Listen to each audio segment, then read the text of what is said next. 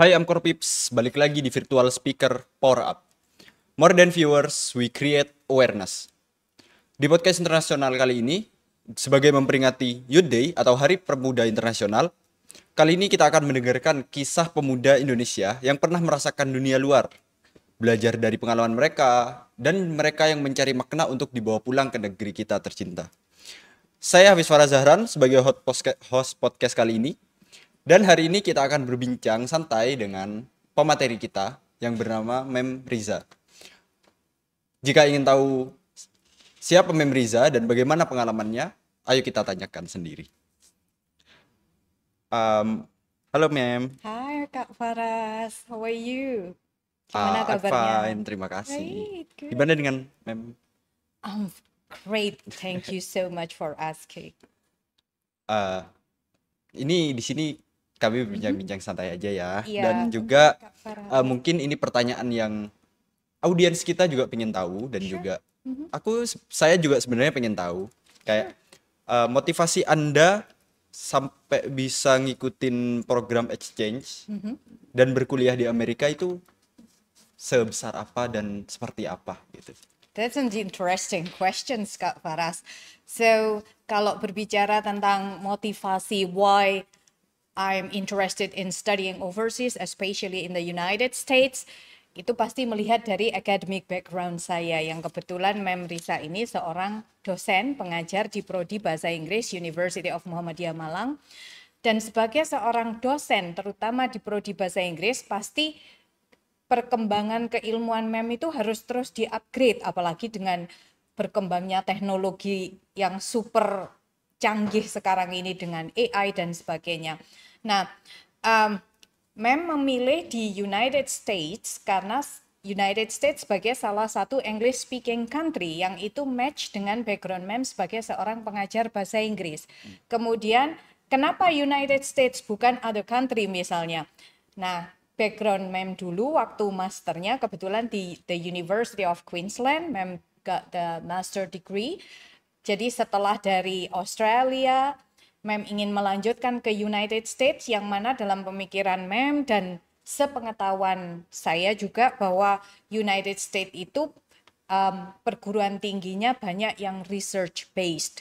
Kemudian juga untuk upgrading knowledge tidak hanya buat Mem tapi juga buat mahasiswa, terutama dalam hal writing center yang di Indonesia mungkin masih jarang. Kebetulan disertasi Mem dan banyak penelitian Mem kan tentang writing center. Nah, jadi dari situ Mem tertarik untuk melanjutkan PhD program di Composition and Applied Linguistics di Indiana University of Pennsylvania. Oh. Itu selama melanjutkan ke Amerika Serikat itu berapa tahun yang Mem habiskan di sana? Oh, wow. This is a very interesting yet a bit embarrassing questions. To be honest, Mem agak lama menyelesaikan kuliah S3-nya karena beberapa hal termasuk juga yang utama pasti karena agak sulit di disertasinya. It was super challenging to be honest, dan waktu itu juga karena ada COVID. Jadi ketika Mem pulang ke Indonesia untuk collected data, ternyata terjadi COVID sehingga kesulitan Mem kembali ke sana. Jadi mungkin totalnya sekitar 7-8 tahun Mem menyelesaikan S3. Karena Mem S3 itu funded by Fulbright Scholarship, akhirnya ya nggak mungkin kan Fulbright memberi scholarship segitu lamanya. Jadi memang it was a kind of challenge buat Mem. Sudah berarti selama 7-8 tahun itu banyak ya yang tantangan-tantangan yang dihadapi Mem gitu. Right, okay, that's a very great question. Seperti yang Mem bilang tadi, salah satu tantangannya pasti dalam hal penyelesaian disertasi itu nggak sampai 8 tahun sih, 7,5 tahun ya, karena Mem sudah wisuda di bulan Mei kemarin 2025. Nah, salah satu tantangan akademik yang terbesar yang Mem hadapi mulai pertama datang ke United States sampai menyelesaikan disertasi itu, academic challenge-nya adalah tentang how to think critically, kemudian reading habit, reading culture, yang mana sebagai graduate student atau doctorate students, kita itu dituntut untuk selalu membaca, well prepared, kemudian berpikir kritis, tidak hanya membaca, setelah membaca ya sudah, like rote memorization, tetapi dari membaca itu saya harus mampu menganalisa, kemudian study independently, bukan berarti ketika saya bicara independent study, bukan berarti being alone atau isolating myself, tetap harus work together with others, collaborate with others. Nah, most of my days being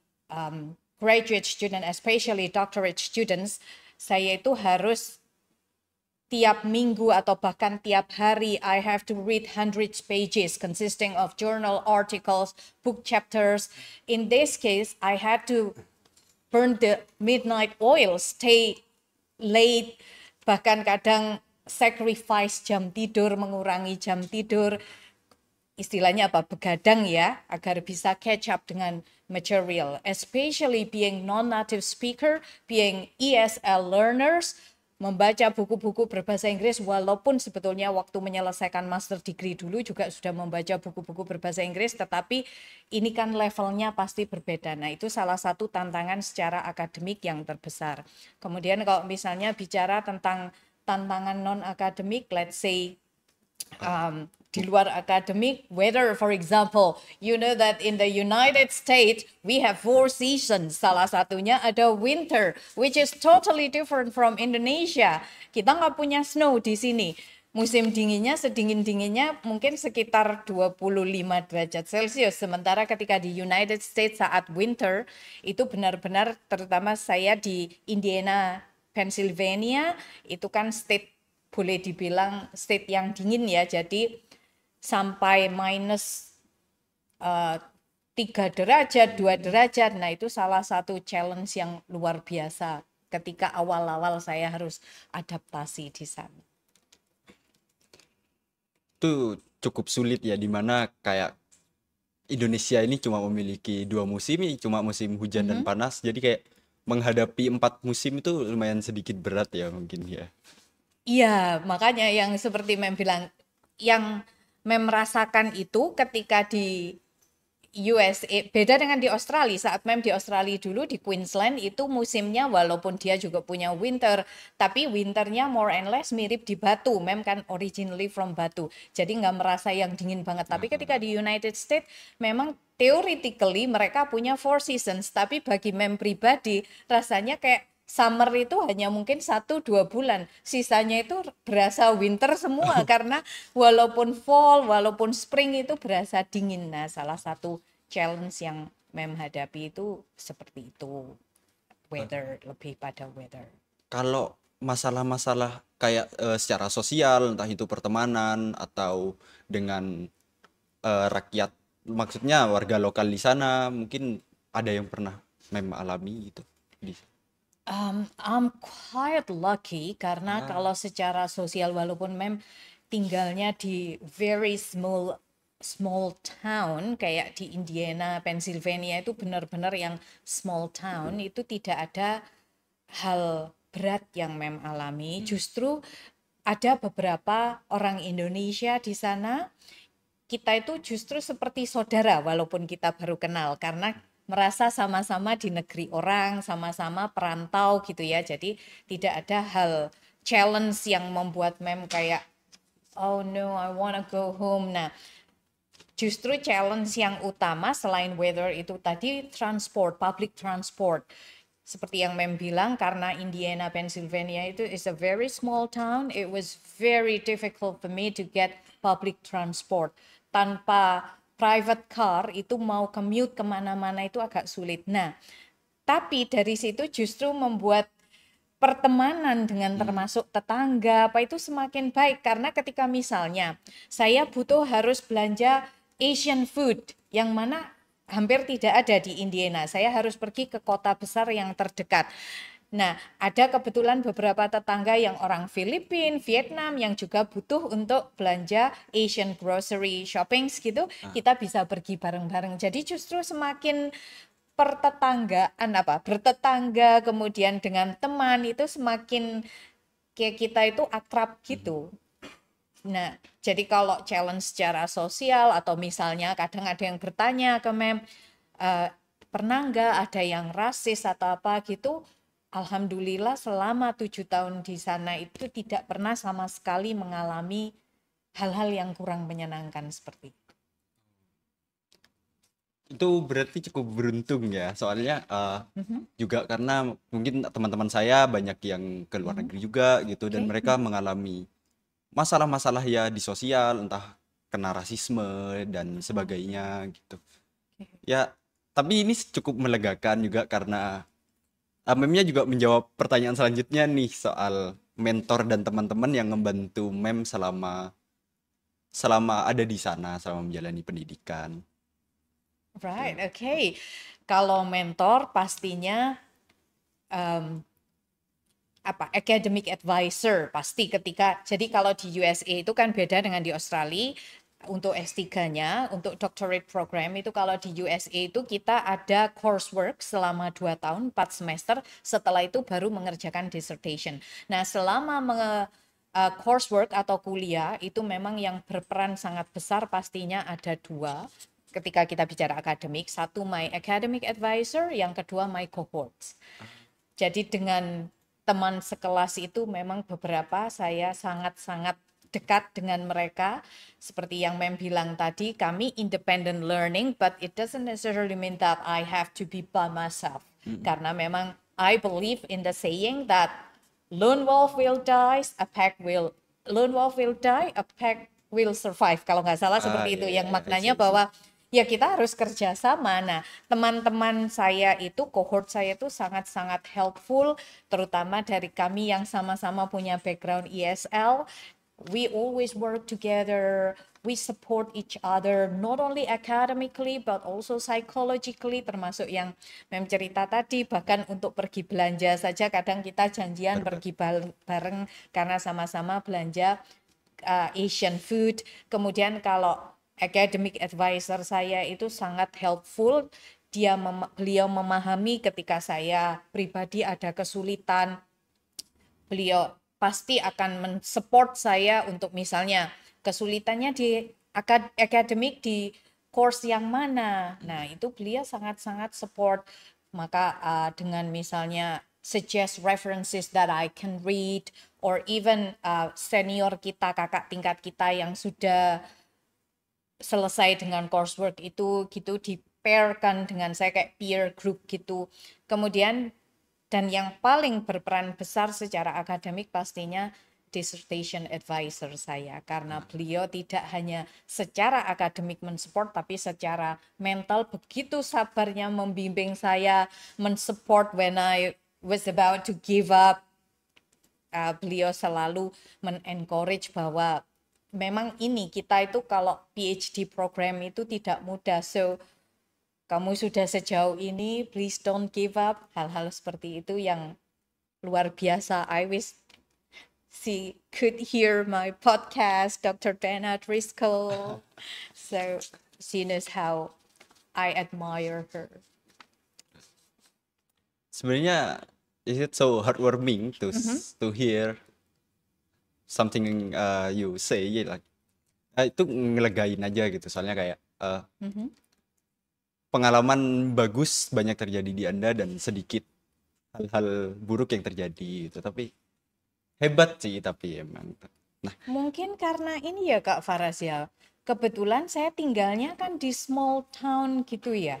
Mungkin kalau teman-teman Kak Faras yang mengalami masalah mungkin racism atau mungkin hal-hal yang kurang menyenangkan, maybe they stay in the big cities yang mana masyarakatnya sangat multicultural. Jadi ada saja masalah. Tapi kalau saya justru karena di small town dan mungkin orang-orangnya sudah terbiasa work together, mereka sangat cooperate, dan sebagai university students mereka melihatnya, oh, CS university students, international students who comes to our country, jadi harus disambut dengan baik. Justru banyak pengalaman-pengalaman bagus yang saya alami di sana dibandingkan memang ada beberapa teman yang dari kota besar itu cerita ada kejadian A, B yang saya tidak pernah mengalami itu, dan teman-teman sekampus dengan saya, baik itu dari Asian ataupun dari misalnya UAA, itu tidak pernah mengalami hal-hal semacam itu. Oh. Tapi sebelum meme-nya ini kenal dengan mereka-mereka yang sudah membantu meme, kayak awal-awal meme harus mulai beradaptasi dan berbaur di wilayah yang bisa terbilang asing buat meme-nya. Gimana caranya meme-nya melawan kayak culture shock gitu, perbedaan budaya dari sebelum-sebelumnya? That's a very interesting questions. Jadi memang di awal-awal pasti ketika kita move to a new place itu pasti mengalami culture shock. Apalagi saya tinggalnya di Malang yang bisa dikatakan kota besar dengan easy access to almost everything like transport and then food. Sementara ketika saya nyampai di United States di awal-awal, karena it was my first time going to United States, walaupun S2-nya saya sudah pernah di Australia. Di Australia saya di Queensland University yang kebetulan juga di kota yang cukup besar. Kemudian di Indiana, Pennsylvania, di small town, awal-awal pasti mengalami culture shock. Ketika saya datang itu saat summer break, bulan Agustus kalau nggak salah, itu betul-betul sepi. Karena Indiana itu ramenya hanya ketika High season liburan. semester university semester, karena banyak students yang baik itu local student, what I mean by local is American students maupun international students at IUP. Nah, ketika summer break, hampir tidak ada mahasiswa, both international, yang international, although they didn't go home, they usually go for vacation atau misalnya kemana. Sementara kalau local student atau domestic students, they went back home. Nah, itu benar-benar memang mengalami culture shock, merasa kesepian. Kayak, oh my goodness me, I'm totally alone. Maksudnya merasa totally alone itu kayak benar-benar satu dom, itu tinggal saya sendiri. Dan ada beberapa orang yang kebetulan mereka sambil bekerja saat summer. Dan pastinya saya tidak kenal mereka. Tetapi yang membuat seperti yang saya bilang tadi, international office-nya di sana itu sangat akomodatif. So they help me adapt. Jadi mereka mendatangi saya, tanya apa yang dibutuhkan, apa yang bisa kita bantu untuk adjustment prosesnya saya. Satu dari international officer-nya, dan dari Fulbright juga, jadi dari pihak Fulbright yang ada semacam perwakilannya gitu, kayak officernya di sana yang membantu, kayak misalnya ada apa-apa, maksudnya apa-apa itu mungkin butuh untuk adjustment ini butuh apa gitu, mereka sangat-sangat membantu. Kemudian yang kedua, kebetulan juga ada 2 orang profesor di IUP, Indiana University of Pennsylvania, itu yang originally from Indonesia. Mereka sudah paspor USA tapi mereka orang Indonesia yang kebetulan juga tetap stay di sana saat summer break, itu sangat membantu saya. Jadi ketika saya datang, mereka mengundang saya untuk di rumah beliau, sekedar biar nggak sendirian di dorm. Jadi dari situ akhirnya saya kenal dengan, pertamanya pasti bukan cohort karena kuliah belum mulai, dengan teman-teman sesama international student yang baru datang. Nah, kita punya semacam community of international student, saling share apapun, termasuk juga ketika kita butuh misalnya kayak mau city tour biar tahu Indiana itu seperti apa, itu difasilitasi oleh IUP. Berarti kayak homesick gitu dan ya feeling lonely gitu, itu udah biasa ya buat meme gitu. Ya, itu pasti semua orang yang pindah ke tempat yang baru akan mengalami seperti itu. But the most important thing is how you cope with that problem. I can say it's a kind of problem or that feeling. And the support system, yang paling penting kan kita nggak isolate ourselves. Di awal-awal karena saya merasa saya nggak ada yang kenal, saya isolated myself. Dan yang terjadi semakin kayak, oh my goodness me, saya mau pulang aja deh. Di awal-awal malah seperti itu. Nah, ketika mulai kayak international officer-nya mengirim email ke saya, Risa, if you need anything, just stop by to our international office. We have coffee apa, dan mereka ngajak ngobrol. Akhirnya nggak merasa lonely, malah justru seneng kayak, oh wow, ternyata saya punya teman. Ternyata di sini orangnya baik-baik, karena di awal pikiran mungkin belum pernah ke United States, membayangkan nanti jangan-jangan nggak ada yang peduli sama saya, orangnya cuek-cuek. Ternyata kan tidak, mereka memahami bahwa no matter how my experience, what experiences I have, walaupun saya sudah pernah ke luar negeri, pernah study di Australia, tetap saja ketika datang di negara lain, kota yang berbeda, pasti mengalami culture shock. Adjustment-nya juga takes time dan butuh a shoulder to cry on, tidak hanya family, apalagi family kan di rumah. Jadi mereka kan hanya bisa via phone, sementara yang saya bisa bertemu adalah dengan officer, kemudian dengan cohort, international office itu maksud saya. Tapi untungnya aja mereka semua baik-baik ya, kayak ya mereka gak cuek kayak oh ya udah kita udah sekolahin dia, ya udah biar dia sekolah aja, kita untungnya gak gitu ya. Iya, alhamdulillah memang tidak seperti itu. Ya walaupun bisa dibilang apakah semua kohortnya baik-baik? Enggak juga. Ya namanya manusia juga pasti Iya, ada iya, yang, iya. apakah ada yang apa istilahnya zaman sekarang itu yang sering apa nyinyir Iya, nyinyir, istilahnya. nyinyir. Ya ada juga yang seperti itu. Tapi ya just one or two of them among others, lebih banyak yang helpful dan sangat memahami. Terus setelah banyaknya pengalaman dan banyaknya kejadian-kejadian yang bikin entah itu merasa lelah atau semangat atau seneng dan sebagainya, ada gak sesuatu yang bikin ngerubah cara pandang mem Riza ini setelah dari Amerika tentang dunia gitu, Mer?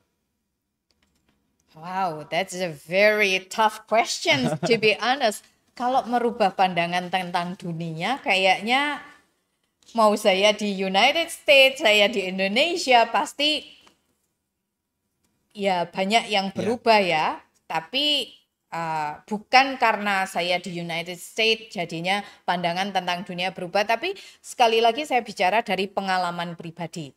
Misalnya contoh yang paling sederhana tentang rasisme itu saja ya, yang paling sebelum saya ke United States, saya sering mendengarkan, oh nanti di sana akan mengalami rasisme, apalagi ketika seorang woman of color seperti saya berkerudung itu nanti bisa ada rasisme atau apa, tapi ternyata saya tidak pernah mengalami hal seperti itu. Justru salah satu hal menyenangkan yang saya alami ketika misalnya saya ingat waktu itu belanja grocery shopping di Walmart. Walmart itu kayak supermarket besar yang ada di, biasanya memang ada di small town gitu. Nah, saya memakai kerudung yang colorful, yang berbunga-bunga. Kan bagus-bagus ya kalau ya. kita bawa kerudung dari Indonesia. Nah, ketemu ibu-ibu gitu, mereka tanya, oh I love your hair cover, that's so beautiful, where did you get it? Nah, Ah, kayak mereka tertarik, kamu beli di mana sih? Aku pengen beli yang kayak gitu. Nah, saya mengira ketika dia melihat ke saya itu, oh apakah orang ini rasis atau apa, ternyata enggak. Dari cara pandangnya kan kita bisa menilai, dia melihatnya dengan senyum dan dia tidak hanya melihat tapi langsung mendatangi saya, hello how are you, nyapa dan bertanya tentang kerudung itu, jadi dia malah suka. Nah hal-hal seperti itu kan bukan merubah pandangan mem tentang dunia, tapi paling tidak tentang rasisme rasisme di itu Amerika. ternyata tidak tidak semua orang rasis di sana. Malah mungkin justru kadang di Indonesia itu kita sendiri juga pernah mengalami rasis ya, misalnya ke mall gitu kan kadang kalau kita berdandan kurang rapi, kurang apa, mau masuk toko itu kan berpikir 1000 kali untuk mem pribadi ya. Kalau misalnya saya tidak berdandan rapi itu mau masuk toko-toko yang besar gitu kan tidak berani, nanti dikiranya saya mau ngapain. Padahal kita benar-benar mau beli tapi nggak sempet ganti baju atau apa. Nah, hal-hal seperti itu justru saya tidak pernah mengalami itu. Jadi kalau pandangan tentang dunia itu mungkin terlalu Luas ya. luas, Iya. tapi at least tentang rasisme gitu itu juga sudah mem alami sendiri. Oh, mungkin semua itu berarti mengubah sudut pandangnya Mem sendiri ke Amerika ya. Ternyata berita-berita yang disebarluaskan di media sosial, entah itu Insta, TikTok dan sebagainya kan banyak tuh yang bilang, wah orang Amerika pada rasis, orang Amerika pada rasis. Ternyata itu tidak benar gitu ya. I cannot say that that is wrong. Mungkin for some people that's totally correct when they experience that. Bagi beberapa orang yang mengalami itu, ya pastinya terjadi dan mungkin ada juga orang-orang yang seperti yang Kak sampaikan Ya, tadi bahwa memang mereka rasis, tetapi pengalaman pribadi tidak pernah mengalami itu. Dan teman-teman kita kan sering kayak Fulbright angkatan kohortnya itu kumpul gitu nah, cerita, mereka juga tidak pernah mengalami itu. Nah, mungkin sekali lagi lebih ke bukan pada masyarakat umumnya, tapi ada pihak-pihak tertentu yang memang punya pandangan rasis, especially with Muslim, ah, Islamophobia. Nah, seperti itu tidak semuanya karena saya sendiri tidak pernah mengalami itu ya. Ya, tapi memang kembali lagi ada orang-orang yang memang termasuk juga pernah ingat ada beberapa orang tua gitu yang tetangga masih gitu kalau melihat kita, tapi dia tidak pernah bicara apapun, hanya melihat itu dengan pandangan yang kurang suka gitu. Kan kita bisa menilai ya, orang melihat dengan pandangan ingin menyapa atau dengan pandangan kurang suka itu kan beda gitu. ya kerasa, kerasa. Iya. Tapi si tetangga ini gak ada tindakan lebih kayak entah itu memaki atau ya verbal abuse atau bahkan physical abuse tuh enggak. Kalau verbal abuse dan physical abuse saya benar-benar tidak pernah Tidak. mengalami Oh. dan yang paling penting di at least yang saya tahu di Indiana itu peraturannya sangat-sangat ketat. Jadi kalau misalnya gini nih ada catcalling saja, kemudian I file report to the police gitu, itu orang yang melakukan itu bisa ditangkap. Jadi saya pernah mengalami itu.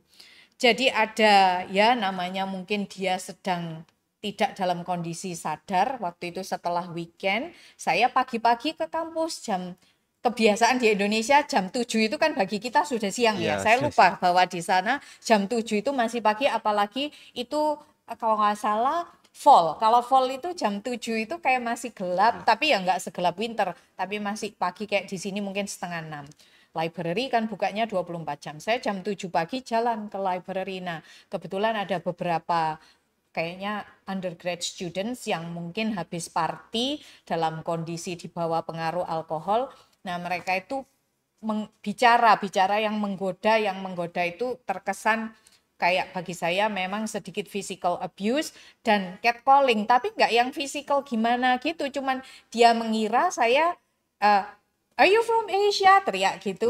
Ya saya jawab baik-baik. Yes, I'm Asian. Wo Aini. Nah mungkin mereka mengira kalau Wo Aini itu pokoknya seluruh bahasa Asia oh yang iya iya. artinya I love you itu Wo Aini. Hmm. Nah sambil saya yakin dia tidak sedang dalam kondisi sober tapi drunk. Itu saja ketika teman saya tahu dia langsung bilang kita lapor polisi. Saya bilang nggak usah, sudahlah dia orang sedang tidak sadar, they are not sober, nggak usah kita lapor polisi. Itu teman saya bilang mereka bisa ditangkap langsung karena mengatakan seperti itu termasuk abuse, kemudian catcalling itu juga abuse. Jadi kalau verbal racism apalagi sampai physical itu tidak not that simple karena Nah, ada law jelas yang mengatur kalau siapapun yang misalnya merasa mengalami threat atau abuse itu bisa langsung lapor polisi dan polisi di kampus saya itu patrol itu 24 jam. Jadi setiap saat itu mereka keliling ada dan kalau kita misalnya ada kesulitan itu ada namanya kayak button gitu, kita pencet, langsung beberapa saat kemudian kita pencet, kita sampaikan apa masalah kita, polisi kampus itu datang.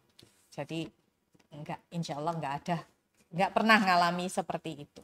Berarti kurang lebih untuk kita-kita, mungkin teman-teman ada yang mau kuliah ke Amerika juga melanjutkan pendidikan atau memulai pendidikan di sana, bisa terbilang untuk keamanannya aman ya. Kalau menurut Mem, paling tidak Mem bisa menjawab untuk di IUP, Indiana University of Pennsylvania, dan Indiana di Pennsylvania itu so far aman.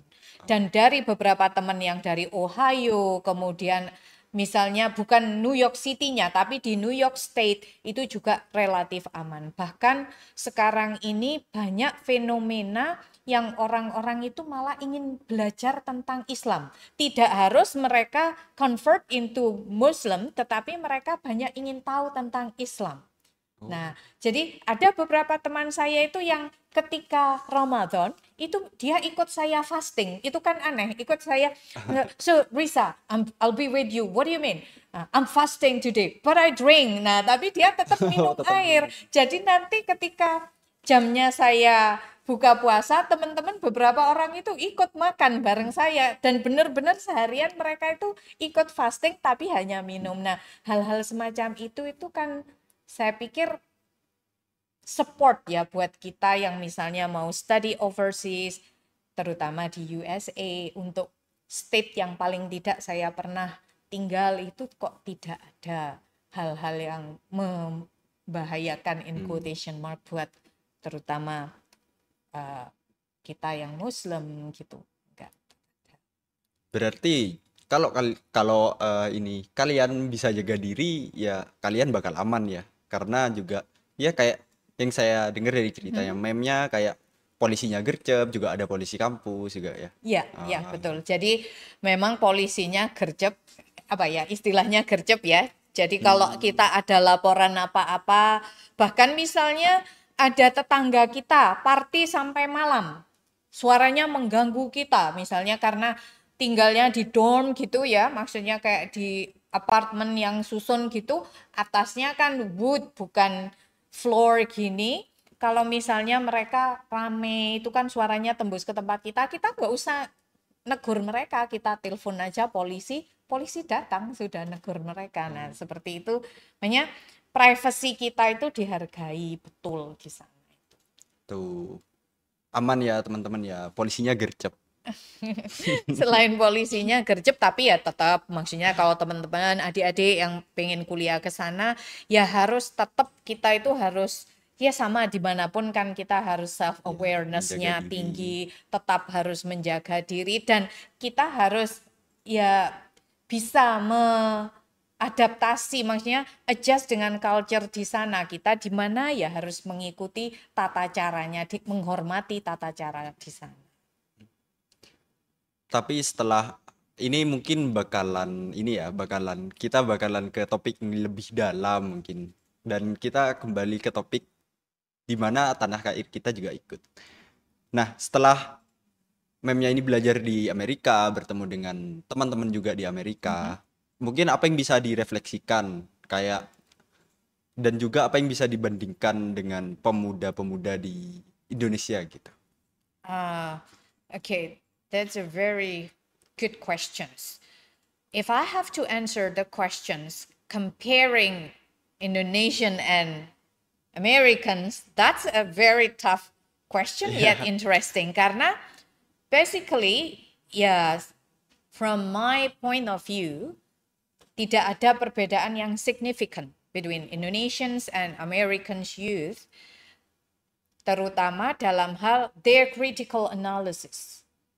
Kalau dulu mungkin dianggap, oh orang-orang white people itu they are very critical, they are very independent. Padahal kenyataannya sekarang ini pemuda-pemuda Indonesia sekarang ini sangat luar biasa. They are very independent, not only their way of thinking but also economically. I can say that most of them now, ini lagi-lagi misalnya pengalaman dari mahasiswa-mahasiswanya Mem.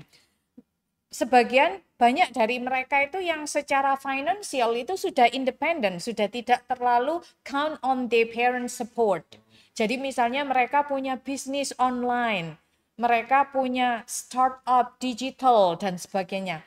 Jadi kalau misalnya soal independence, saya pikir hampir sama. Cuma mungkin yang membedakan itu adalah misalnya how they deal with problems. Karena kalau orang mungkin orang sana itu kan lebih bukan mandiri ya, tapi lebih kayak privacy, lebih kayak okay, so this is me, this is my problem. Jadi ketika mereka ada masalah, mereka itu cenderung tertutup. Kalaupun mereka meminta bantuan, they have to talk to a consultant, counselor. Mereka harus mencari bantuan counseling. Sementara kalau di Indonesia, kita itu kan lebih support sistemnya orang tua. Orang tua itu nggak harus parents, tapi misalnya dengan nenek, kakek, dengan teman itu kan lebih akrab, lebih dekat, we can share our problem. Kemudian dengan orang tua itu walaupun mahasiswa, let's say mahasiswa sudah semester akhir mau lulus itu kan komunikasi dengan orang tua masih sangat-sangat intens, terbuka gitu ya, masih sangat dekat walaupun mereka tinggalnya berbeda. Orang tuanya misalnya di mana, di luar Malang, dia stay di Malang itu kan kalau ada masalah apa kan istilahnya masih curhat. Tapi kalau orang Amerika cenderung lebih menutup diri, tidak curhat dengan orang tua. Itu secara umum yang saya tahu. Paling tidak dari beberapa teman saya yang bachelor or undergrad students atau dari teman-teman yang master degree. Tapi kalau dari selama Mem Riza ini belajar, kayak sistem pendidikannya gitu, atau gimana cara mentor-mentor atau dosennya Miss Riza itu kalau dibandingkan sama Indonesia dengan sistem pendidikan di Indonesia dan sebagainya itu bagaimana?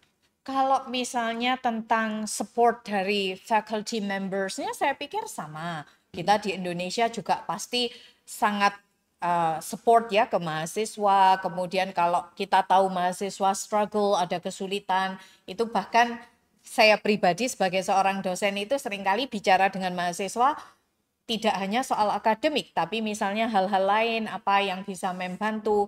Nah, itu hampir sama dengan di sana. Tapi kalau misalnya if you ask me about let's say the education system, ya pasti ada beberapa perbedaan misalnya tentang kurikulum. Kalau di USA itu kan kurikulumnya tidak tersentral seperti di Indonesia, tapi tiap state punya kurikulum sendiri, bukan federal kurikulum. Kemudian pendidikannya kalau di sana misalnya yang pendidikan wajib mulai SD sampai SMA itu kan gratis asalkan kita di sekolah negeri. Kemudian yang berikutnya untuk university itu misalnya setelah lulus SMA kalau di United States itu boleh tidak langsung masuk university, tetapi ada namanya college. College itu pendidikan 2 tahun, 2-year education which can be converted into university. Jadi seseorang yang misalnya lulus SMA tidak bisa langsung melanjutkan ke university, itu bisa masuk college dulu selama 2 tahun, nanti baru dia masuk ke university. Beberapa mata kuliah yang sudah diambil di college bisa di-convert. Jadi beda ya, ada college, ada university. Kalau di kita kan setelah SMA rata-rata masuk ke university kan pilihannya gitu. Jadi kalau bicara tentang perbedaan sistemnya seperti itu. Tapi kalau treatment dosen, saya pikir hampir sama ya. Jadi bahwa dosen-dosen baik di sini maupun di sana itu semuanya sangat helpful dan tidak hanya akademik, tapi mereka juga care terhadap students yang if their students have a kind of personal problem or psychological breakdown. Tapi ini saya punya pertanyaan sih, mungkin ini pertanyaan pribadi dan mungkin ada beberapa teman-teman yang juga pengen tahu soal ini. Saya ini pernah baca-baca dan juga pernah menemu di sosial media, itu ada seorang profesor di Amerika Serikat tuh cerita gini. Ada yang tanya ke profesor ini gini, Prof, kalau kita umur 25 itu belum bisa ngapa-ngapain, itu emang nggak apa-apa gitu. Dan si profesor ini ngejawabnya gini, tentu saja itu tidak apa-apa. Di Amerika kita di Amerika kita punya sistem pendidikan di mana jika kalian sudah berumur 25 atau 30 dan kalian merasa sudah mengambil jalan yang salah, kalian punya kesempatan kedua untuk mengulang semua itu dan memulai edukasi baru untuk terus hidup berjalan ke depan mungkin. Alright, okay. That's a very amazing statement. Ya betul. Jadi kalau misalnya if you say that studying is not only a matter of age, itu betul. Jadi di United States itu untuk masuk ke perguruan tinggi university itu tidak ada batasan usia. Jadi kalau misalnya termasuk juga di SMA itu kalau misalnya ada orang putus SMA kemudian dia mau mengambil tapi saya tidak terlalu paham istilahnya apa ya, itu bisa. Jadi tidak harus ketika dia umur 22 belum selesai SMA kemudian ya sudah end of story, dia tidak bisa melanjutkan perguruan tinggi, itu tidak. Jadi betul. Atau misalnya seseorang yang sudah selesai menyelesaikan bachelor degree atau belum selesai, ketika dia di tengah-tengah dia merasa oh this is not what I want, dia ingin pindah kayak course, pindah jurusan gitu, itu bisa. Dan tidak ada batasan usia kita mau kuliah di umur berapapun. Andai misalnya di usia saya mau ke United States untuk kuliah S1, ya nggak apa-apa, nggak perlu malu gitu loh. Karena memang ada teman saya sendiri. Jadi istri dari salah seorang teman saya itu yang usianya sedikit di bawah saya. Jadi mungkin saat itu mungkin usianya sekitar 40 something, itu dia baru ngambil undergrad. Ya barengan dengan yang seumuran Kak Farsa gini, tapi ya nggak apa-apa, nggak terus itu jangan-jangan dosennya, nggak seperti itu. Mereka memahami. Jadi sudah biasa kalau misalnya ada dalam satu kelas ada yang usianya 20-an, ada yang 40-an, itu bukan, it's not a big thing. Dan kampus saya itu kampus bukan private university tapi state university, dan itu menerima untuk students yang usianya sudah di luar usia teman-teman yang mau undergraduate gitu. Dan makanya nggak apa-apa kalau dia merasa saya sudah lulus tapi kok this is not my passion, I don't want to do this, I want to do something else, kemudian dia mengulang bachelor degree-nya, it's not a big problem at all.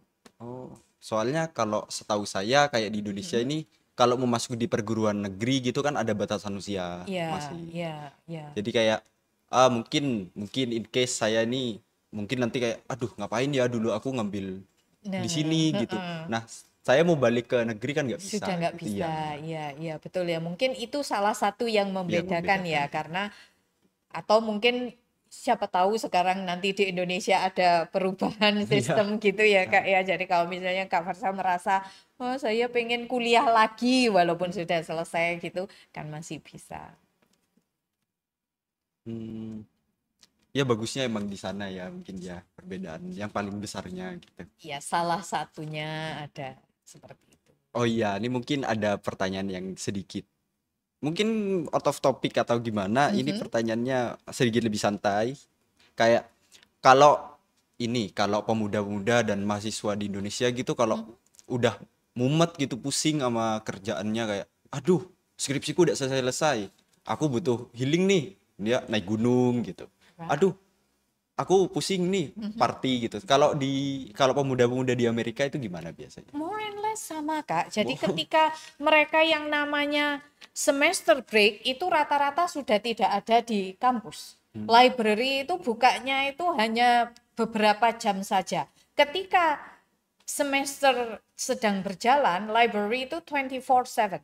Tapi ketika semester break itu benar-benar yang bilang tadi kampus sepi karena mereka ya pasti pada pergi semua. Ada yang karena mungkin kalau kita senangnya pergi ke gunung, kalau mereka juga senangnya mungkin pergi ke pantai ya, pergi ke Hawaii, kemanapun, basically sama. Kalau untuk party, mereka di sana sepemahaman mem itu party itu kayak tiap weekend gitu. Jadi mereka ketika Sunday night sampai Friday siang itu mereka betul-betul devote, bekerja keras di library. Tapi kalau sudah Friday evening sampai Saturday atau Sunday morning itu rata-rata pada party. Yang namanya bar itu pasti ramai. Tapi kalau Monday rata-rata pada tutup. Jadi ya basically untuk healing itu basically ya sama saja. Mau di sana, di sini, mau pemuda, mau mature people like Ya. me, ya basically sama. Nah, jadi itu work hard, play harder ya. Yes, that's correct. Tapi ini sebagai apa, Mem Riza nih sudah menjadi pengajar selama berapa tahun? Hampir sekitar 17-18 tahun. 18 tahun.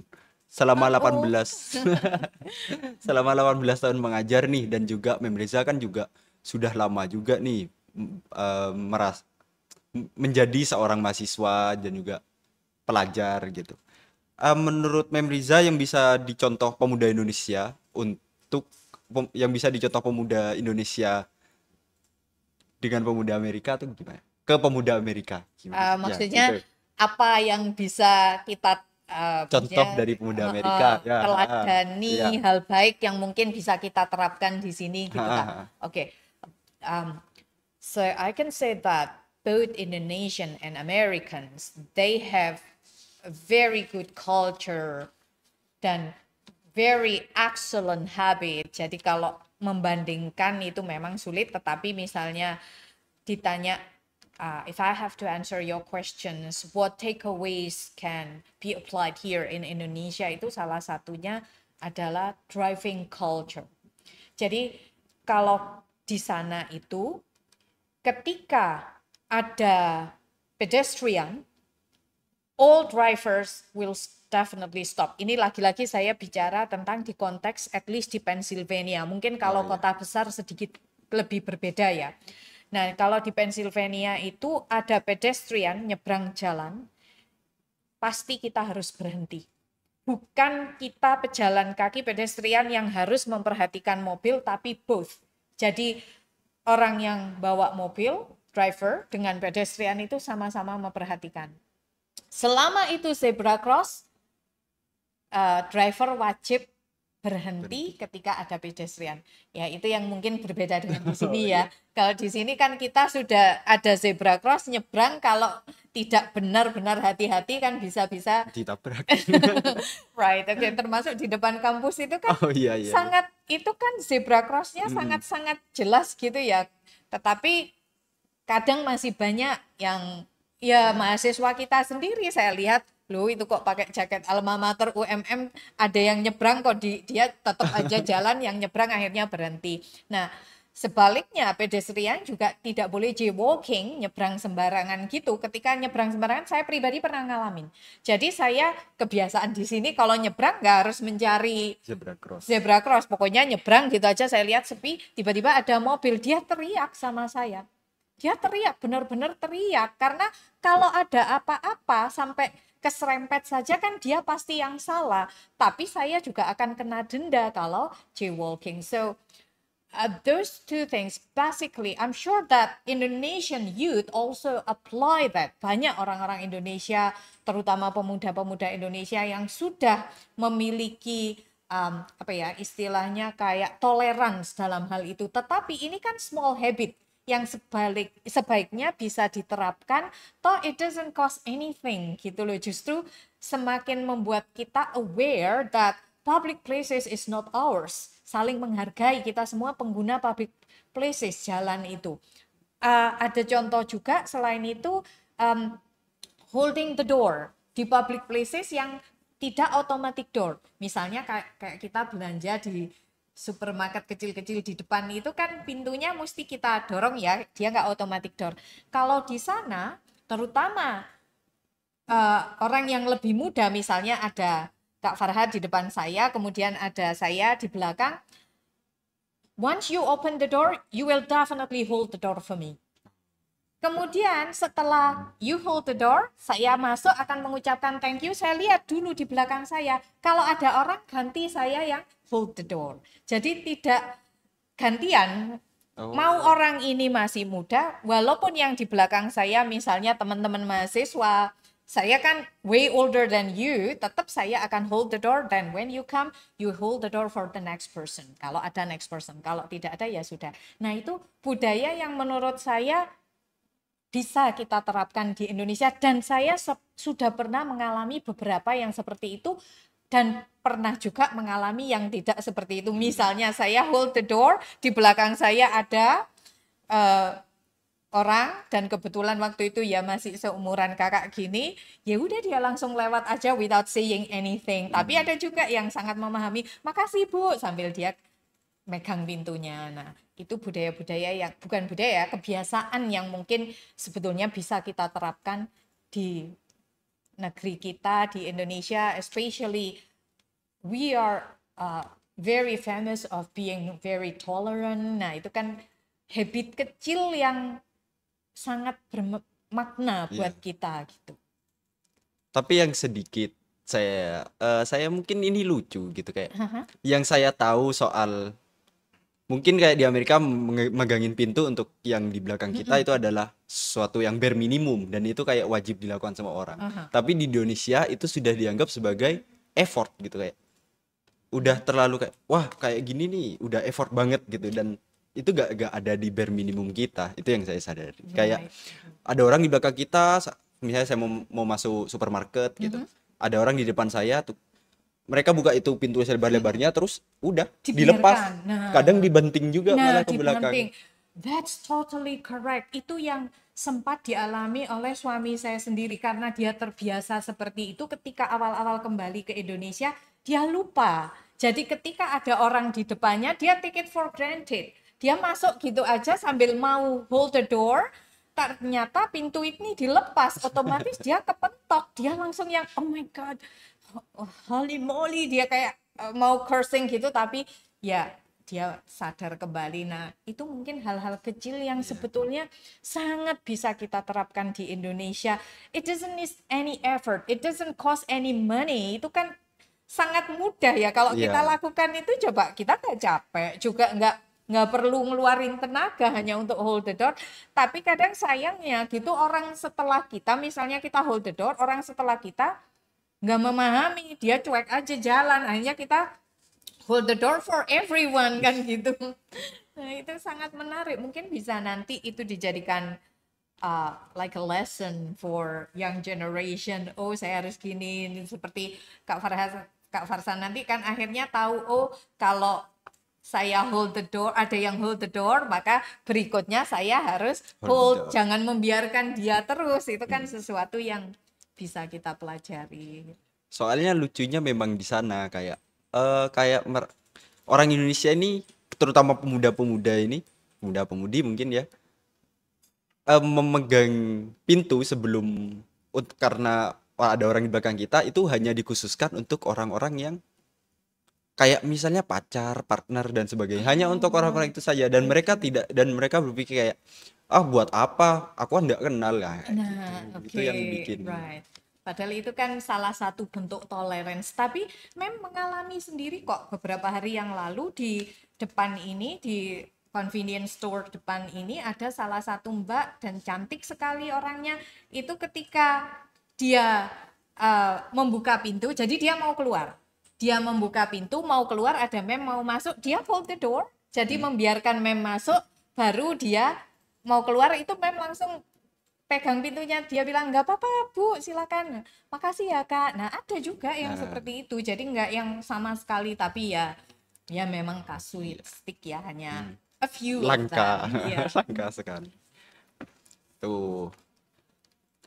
Sebagai pemuda memang kita harus memulai hal-hal kecil yang lebih baik. That's correct. Karena siapa lagi yang memulai kalau bukan pemuda gitu loh. Ketika saya saja pribadi sebagai orang yang way older than you, ketika kalian melakukan seperti itu, nggak mungkin saya akan cuek, pasti saya akan malu sendiri, pasti akan bergantian gitu loh. Tapi lagi-lagi tidak semua orang seperti kita. Kadang ada juga yang sudah dipegangin ya udah lewat gitu aja tanpa ngucapin terima kasih, ya ada yang seperti itu. Emang menarik sih kisah-kisah ini, apalagi kayak saya yang belum pernah kemana-mana gitu, masih denger-denger cerita. Dan you should try. Ya, semoga. Insya Allah, Insya Allah. pasti. Saya memang menarik sih kayak saya suka dengar cerita teman saya yang dari dia dari habis pulang dari Eropa, dari Oke, Paris, France. Dia ikut program ISMA. Ya, dia kayak cerita-cerita dan itu menarik kayak karena pada dasarnya dari kecil kayak saya nih suka belajar culture kayak pas saya ke Bali gitu kayak oh orang-orang Bali ini gini seperti ya gitu ini. ya. Dan negara kita kan rich banget soal Ah, budaya. diverse Mm, culture. Jadi dalam satu, jangankan Jawa dan Bali, kadang dalam satu kayak island sama-sama Jawa, ada Jawa Timur, Jawa Tengah, itu aja budayanya ada beberapa yang sangat berbeda yang kita bisa pelajari. Juga mungkin yang bisa kami pemuda dan kayak pelajari dan mungkin kita pelajari ya itu jangan terlalu percaya stigma dan stereotip yang ada di sosial media.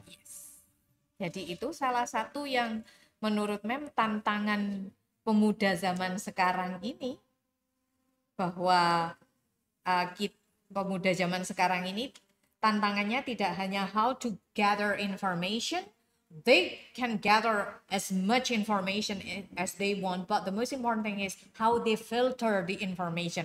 Mana yang hoax, mana yang authentic information, itu betul-betul yang bilang tadi, critical thinkingnya harus benar-benar bisa, dan everything must be based on research. Nggak boleh katanya, apalagi mahasiswa-mahasiswa kita itu kan sudah semakin luar biasa hebat-hebat, mencari references itu kan mudah. Jadi kalau ada yang bilang gini, coba apa termasuk apa yang Mem sampaikan, benar nggak yang disampaikan Mem Risa? Ada nggak riset tentang tersebut? Ada nggak referensi tentang hal-hal tersebut? Itu kan juga boleh di cross check gitu. Tapi sekali lagi yang Mem sampaikan ini tadi banyak berdasarkan pengalaman pribadi. Kecuali soal hold the door, kemudian tentang traffic, kayak jaywalking, driving, itu betul-betul aturan kalau bukan hanya pengalaman pribadi.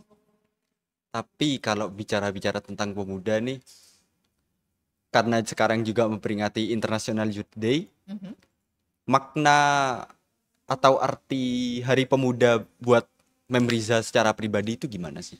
Kalau this is a very difficult question to me. Right, okay, so from my point of view, International Youth Day is not merely a celebration. Jadi ini adalah saat dimana kita itu harus semakin we have to reflect what we did. Jadi menjadi pemuda itu tidak hanya a matter of age, tetapi mindset.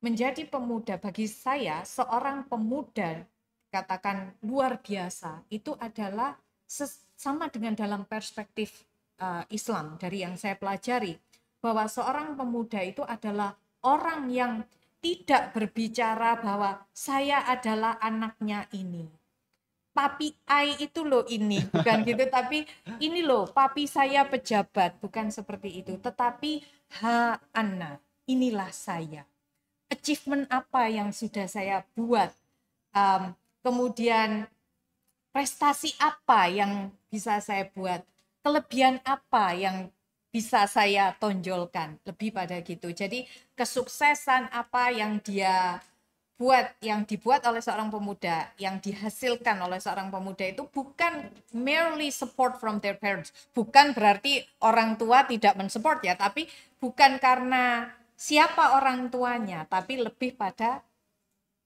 dirinya sendiri. Jadi lebih pada refleksi terhadap dirinya. Apa sih yang sudah saya buat? Kalau pandangan Anda terhadap apa sih yang dihadapi pemuda-pemuda sekarang kayak tantangan tantangan yang dihadapi pemuda gitu kayak ya mungkin sebagai ibu, sebagai pengajar gitu. Itu apa Alright, okay. tantangan pemuda? That's questions that I've been thinking recently, karena saya melihat tantangan yang dihadapi pemuda sekarang dibanding ketika masih muda dulu itu pasti lebih kompleks. Memang sekarang ini getting information is way easier, tetapi yang paling penting seperti yang sudah saya sampaikan tadi adalah how to filter the information.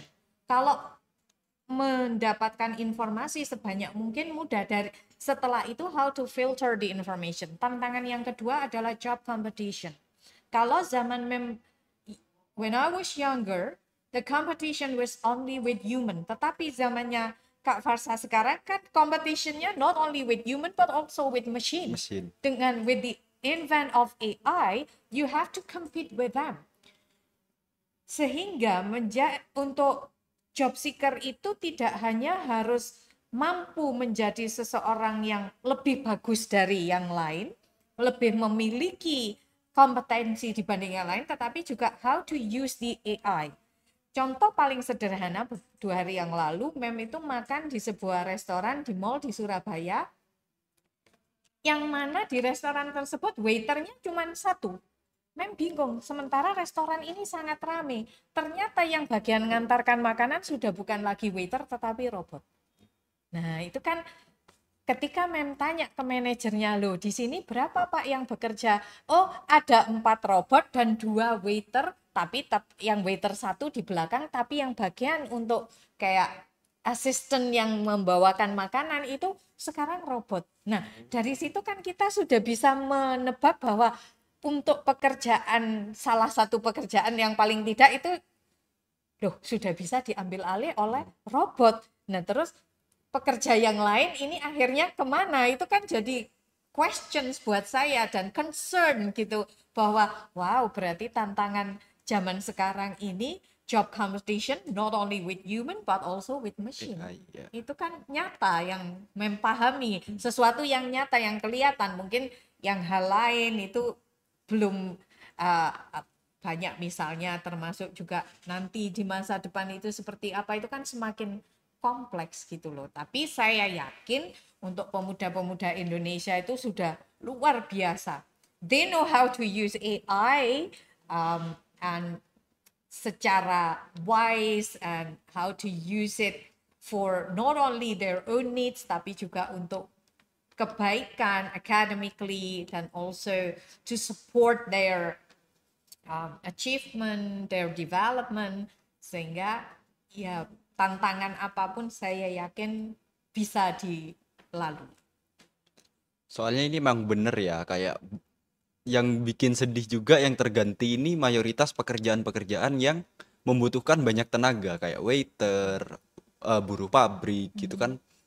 Biasanya kayak pabrik mengadakan banyak lowongan kerja yang banyak, sekarang jadi sedikit karena banyak terganti. Oke, ya betul itu memang. Ini mungkin pertanyaan terakhir, dan mungkin ini permintaan ya jatuhnya, kayak Mem Riza kalau bisa menyampaikan satu pesan untuk pemuda-pemuda di Indonesia, Mem Riza akan menyampaikan apa? Pemuda Indonesia itu sangat luar biasa. I'm so proud of you, apalagi sekarang ini dengan the advance of technology. You know how to use technology for your development, which is awesome. Kemudian independennya mereka, being independent, tidak selalu bergantung pada orang tua, mampu menciptakan bisnis sendiri, itu betul-betul hal yang luar biasa. Tetapi ada satu hal yang perlu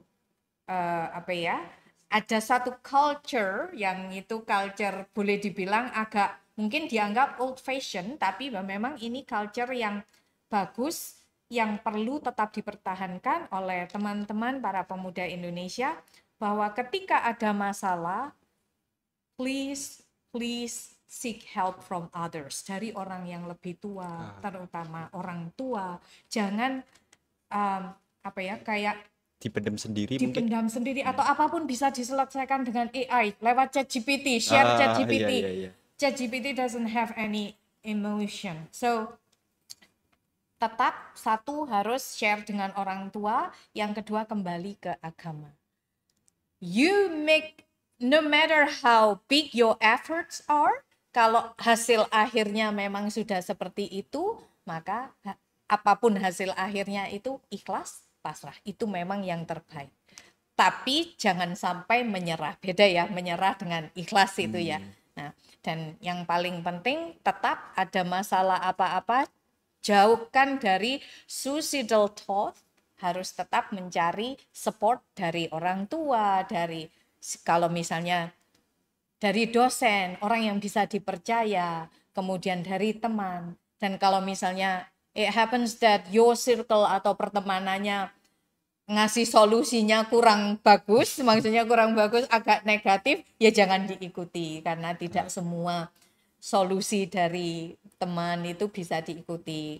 Tapi termasuk juga ketika circle-nya dianggap kurang produktif, malah ngajak ke jalan yang tidak baik, ya sebaiknya diajak ke jalan yang baik kalau memungkinkan, kalau tidak memungkinkan mending dijauh. Terima kasih atas pesannya, tapi itu emang ngena banget sih, terutama untuk saya sendiri ya mungkin yang mendengarkan di depannya Mem Riza. Soalnya saya juga tipikal-tipikal yang begitu sih, kayak aduh ada masalah gitu. Mau cerita ke orang tuh kayak mikir kayak aduh jangan deh, orang-orang kan juga punya masalah gitu.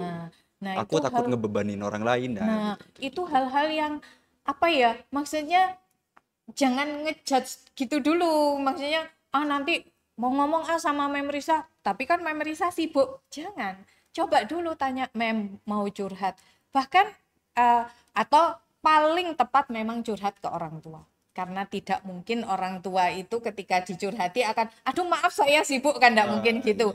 Pasti orang tua itu akan memberikan solusi yang terbaik. Nah kalau sungkan dengan orang tua mungkin bisa dengan orang yang dituakan, misalnya punya paman atau bibi yang dekat, atau kakak kalau misalnya punya kakak. Tapi kalau curhat jangan sama AI, nanti beda. Kalau AI itu kan mesin banget, nggak bisa. Ada beberapa hal yang tidak bisa diselesaikan dengan AI, terutama sentuhan emosional, kemudian curhat. Silakan. Jadi kalau misalnya ada masalah apa itu tetap harus you need to talk to someone. Nggak bisa kita itu makhluk sosial, nggak mungkin berdiri sendiri. Kan Mem tadi juga sudah jelaskan, Mem yang sudah seusia ini di awal-awal ketika stres apa kayak ada mental breakdown itu mau mencari bantuan konselor ya hanya ya bagi Mem ya pribadi, konselor itu ya membantu tapi tidak bisa maksimal. Masalahnya Mem apa? Akademik, maka I have to talk to my cohort. I need to talk to my academic advisor. Masalahnya Mem apa? Personal. I talk to my parents walaupun sudah setua ini, to my husband pastinya kan gitu. Terima kasih sudah menjawab pertanyaan saya. Itu mungkin juga pertanyaan yang banyak ditanyain oleh teman-teman, atau itu bakal sudah ngejawab kayak overthinkingnya teman-teman, terutama cewek-cewek ini yang biasanya, iya aku gak mau cerita, kamu kan juga punya beban, nggak gitu biasanya kan. Ternyata bebannya sama gitu, akhirnya kan bisa saling share gitu. Iya. Coba kita gini gitu. Ya mungkin itu aja sih pertanyaan-pertanyaan untuk hari ini, untuk di podcast kali ini. Dan saya mau ngucapin sekali lagi terima kasih buat Mbak Riza. Kok Mbak Riza ya salah? Gak apa-apa, biar awet muda. Ini kan International Youth Day. Salah. Siapa tahu Mem kelihatannya seperti masih mbak-mbak. Emang kelihatan kayak pemuda kok. Kan pemuda not a matter of age, Iya. tetapi mindsetnya. Ya terima kasih untuk Mem Riza sudah mau berbagi cerita. Ya Most mungkin bisa welcome. bikin ngasih inspirasi juga buat teman-teman yang mau ke luar negeri sana untuk belajar, dan ya jangan pernah berhenti belajar ya Mem, Pasti. intinya. Dan belajar itu kan nggak harus formal learning. Kalau misalnya mau share dengan Mem, you are more than welcome. Tuh dengerin tuh ya. Dan semoga ini juga menjadi inspirasi dan menginspirasi untuk para American Pips kita yang setia menonton virtual talk show ini. Dan buat para pemuda juga yang masih mencari arah, tidak tahu arahnya mau kemana, gimana masa depan kalian gitu. Yang penting harus dijalani sebisa dulu ya. Yes, absolutely. Jadi ayo tetap jadi pemuda yang berani melangkah, dan jangan lupa pulang untuk membawa makna kepada orang lain juga. Yeah, Terima that's kasih. a very amazing quote. I made it by myself. Oh, that's excellent. You nail it. Wow. Terima kasih untuk yang menonton, dan juga terima kasih sekali lagi untuk Mem Riza yang telah Kak. menjadi pemateri di talk show kali ini. Dan Saya Hafiz Farazaran sebagai host Virtual Talk Show kali ini. Dan sampai jumpa di virtual speaker selanjutnya. See ya. Bye everyone. Have a good day. Thank you. Nggak tahu.